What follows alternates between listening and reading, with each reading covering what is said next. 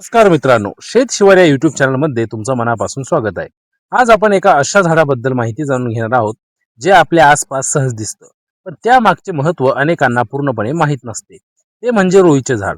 साधं दिसणारं हे झाड प्रत्यक्षात पर्यावरण, शेती आणि आरोग्य या तिन्ही दृष्टीने खूप उपयुक्त आहे. रोईचे झाड मुख्यत्वे उष्ण आणि कोरड्या हवामानात वाढणारे आहे. भारतामध्ये विशेषतः ग्रामीण भागात शेताच्या बांधावर, रानावनात किंवा मोकळ्या जमिनीत हे झाड आपोआप उगवलेले दिसते. या झाडाची खास गोष्ट म्हणजे ते खूप कमी पाण्यात सुद्धा सहज वाढतं. जिथे इतर झाडांना भरपूर पाणी आणि काळजी लागते, तिथे रोईचे झाड अगदी साध्या परिस्थितीत सुद्धा तग धरून राहतं. हे झाड साधारणपणे 5 ते 10 मीटर पर्यंत उंच वाढतं. त्याचा खोड मजबूत आणि सरळ असते. पाने लांबट आणि गडद हिरव्या रंगाची असतात. झाडावर लहान, फिकट, पांढऱ्या किंवा पिवळसर रंगाची फुलं येतात. काही वेळा या फुलांना हलका सुगंध सुद्धा जाणवतो. फुलानंतर तयार होणाऱ्या बिया जमिनीत पडल्या की नवीन रोपं आपोआप उगवतात. रुईचे झाड अत्यंत कठीण परिस्थितीतही टिकून राहण्याची क्षमता ठेवतं. दुष्काळ, उष्णता आणि कमी पाणी या सर्व अडचणींमध्येही हे झाड जिवंत राहतं. त्यामुळे पाणी टंचाई असलेल्या भागात हे झाड खूप उपयोगी ठरतं. शेतकऱ्यांसाठी तर हे झाड एक प्रकारे नैसर्गिक वरदान आहे. मातीचं संरक्षण करण्यासाठी रोईचं झाड खूप महत्वाची भूमिका ठेवतं. याच्या मुळ्या जमिनीत खोलवर जातात आणि मातीला घट्ट पकडून ठेवतात. त्यामुळे पावसाळ्यात माती वाहून जाण्याचा धोका कमी होतो. डोंगराळ किंवा उताराच्या जमिनीवर हे झाड लावल्यास मातीची धूप मोठ्या प्रमाणावर थांबवता येते. पर्यावरणाच्या दृष्टीनेही रोईचे झाड खूप महत्वाचे आहे. आणि हे झाड हवेतला कार्बन डायऑक्साईड सुद्धा शोषून घेतं आणि ऑक्सिजन सोडतं. त्यामुळे वातावरण स्वच्छ ठेवण्यास मदत होते. आजच्या वाढत्या प्रदूषणाच्या काळात अशा झाडांची लागवड करणे ही काळाची गरज बनली आहे.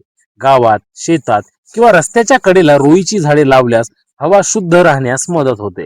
रोईच्या झाडाचे औषधी उपयोग सुद्धा खूप मोठे आहेत. आयुर्वेदामध्ये याच्या पानांचा, सालाचा आणि मुळांचा उपयोग केला जातो. सर्दी, खोकला आणि ताप यांसारख्या आजारावर याच्या पानांचा काढा उपयोगी मानला जातो.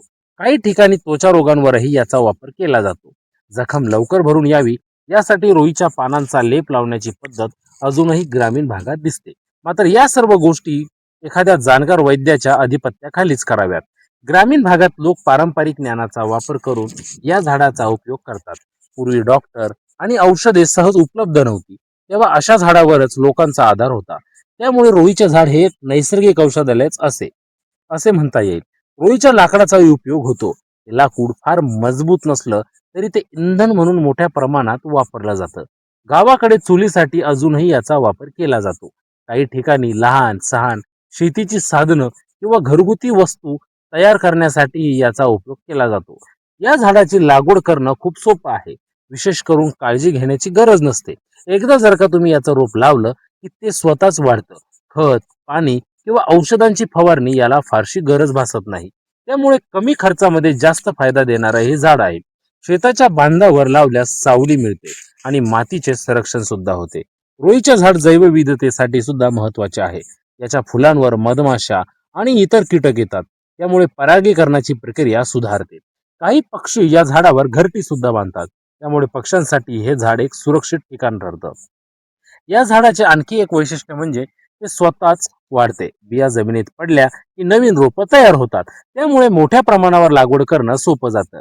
नैसर्गिकरित्या वाढणारं हे झाड जंगल वाढवण्यासाठी सुद्धा मदत करतं. आजच्या आधुनिक जीवनशैलीत आपण निसर्गापासून दूर जात आहोत. झाडांची संख्या कमी होत चालली आहे. पण अशा परिस्थितीत रोईसारखी झाडे आपल्याला पर्यावरण वाचवण्यासाठी मदत करू शकतात. ही झाडे लावणे आणि त्यांचे जतन करणे ही आपली जबाबदारी आहे. रोईचे झाड आपल्याला एक महत्वाचा धडा शिकवतं. कमी साधनांमध्येही कसं जगायचं आणि टिकून राहायचं. साधेपणा आणि ताकद यांचे उत्तम उदाहरण म्हणजे हे झाड आहे. शेवटी रोईचे झाड हे साधे दिसणारे पण अत्यंत उपयुक्त असे झाड आहे. पर्यावरण संरक्षण, मातीचं संवर्धन, औषधी उपयोग व कमी देखभाल या सर्व गोष्टींमुळे याचं महत्व अधिक वाढतं. त्यामुळे आपल्या परिसरात रोईची झाडं लावून आणि निसर्गाचे रक्षण करूया. तर चला भेटूया आपण आता पुढच्या व्हिडिओमध्ये.